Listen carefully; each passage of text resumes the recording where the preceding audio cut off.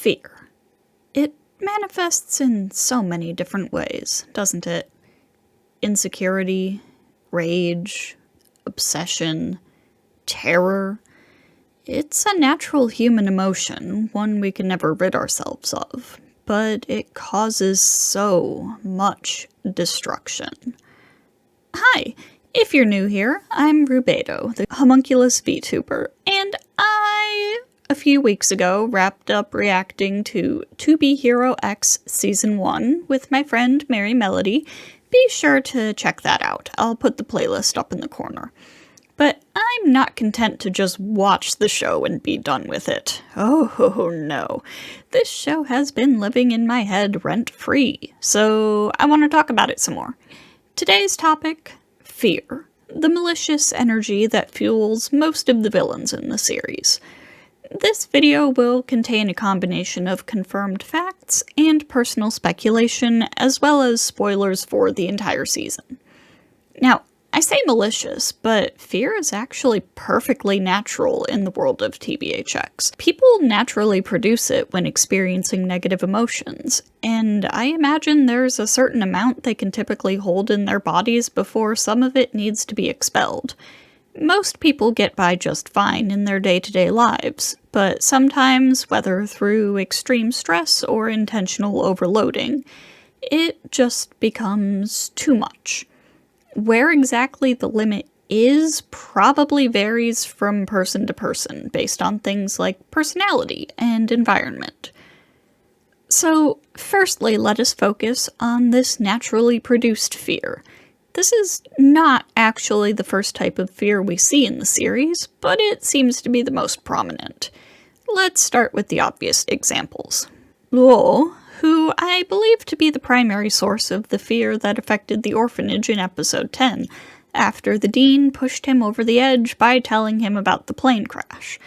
Combined with his bad luck, which I'm pretty sure is actually a trust-based ability, funny enough, and the general populace's rumors about the area, the entire district the orphanage was located in became affected by fear. The reason why I suspect Luo to be the primary source is simply that he acts very differently from everyone else we see there, who just mindlessly blame Cyan for all their misfortunes. In fact, I think whatever the dean was planning backfired pretty heavily onto him, as he seems to be the most affected, blaming Cyan for things that happened before she even entered his life. Boa, who stewed in her own resentment towards Queen long enough to completely lose it. Everything else got pushed out of her mind. She didn't even realize that she'd already fallen out of the top 10. All she cared about was getting back at Queen. Boa's also a great example of how fear not only causes aggression, but actually increases strength and power. Despite how far her trust value has fallen, she's still able to keep up with and overpower Queen as if she was still X, something that initially confuses Queen, as she doesn't know where this power is coming from. These examples display some very obvious physical and mental symptoms. Their eyes blacken, their voices distort, they behave irrationally and aggressively, and their strength increases. But what if I said fear could affect people without being so blatant? In episode 20, Mickey talks to Shang-De about the origins of fear. During this talk, he says that everyone has something they want to obtain at any cost, with 4 people flashing onto the screen as examples: Nice, Yang Cheng, Liu Zhen, and Shang-De. 3 out of 4 of these characters are known to be pretty mentally unstable. Another set of 3 are known to work directly with fear. I believe this scene to be implying that all 4 are being affected by fear, while not showing many symptoms of it. Nice is said to be acting for his desires. That is, his desire to be a hero who makes people smile. We know that Shang-De used that desire to manipulate him, getting him to act against his morals under threat of abandonment and therefore the loss of everything he'd built up to that point. Nice wants to be a hero, but his fear of abandonment pushes him to act in ways that directly contradict that desire. According to the official timeline, by this point, Nice had been disposing of faulty phobia clones for at least a year, providing plenty of opportunity for him to be exposed to fear. Yang Cheng is said to be acting for his obsessions. I have to assume this is referring to his guilt over Shang Chao's death, but what else there is to glean from this, I'm honestly not sure. We haven't gotten a good look at his thoughts or motivations since he became Easel. We also don't know of any incidents where he would have come into contact with fear, but one thing I can say for sure is he's definitely not in a healthy place mentally these days. Liu Zhen is said to be acting for his ideals. This is quite interesting. Currently, we don't have any idea why he's running Spotlight, but he's been both stated and shown to be something of an idealist. He left his reporter job over the details of the plane crash incident being covered up. It's likely that this ideal he's pursuing is that of absolute truth, complete transparency, no more lies or cover-ups. Quite ironic, then, that he's secretly heading a shady organization. Shang De is said to be acting for his hatred. This is pretty obvious. His primary motivation is revenge for his murdered son. That said, it's very possible that he's gotten a bit lost in this desire for revenge, as it doesn't seem like he's aiming at the right targets anymore. I mean, he should know that Easel didn't cause Shang Chao's death.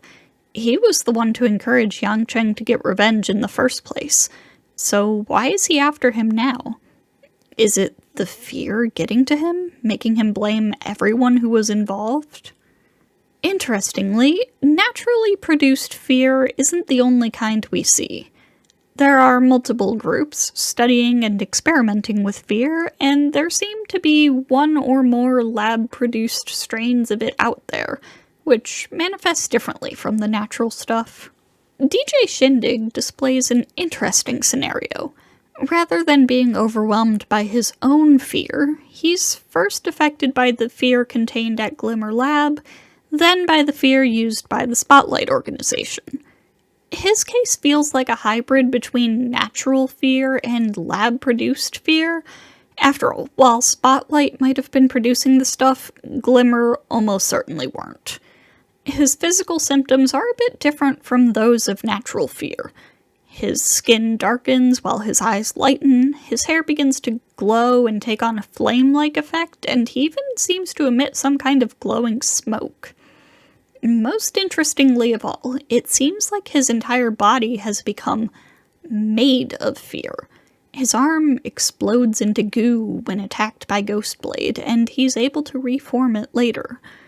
Phobia Clone, as we know him, is the result of Shang De's experimentation on the corpse of a cloning hero, using fear.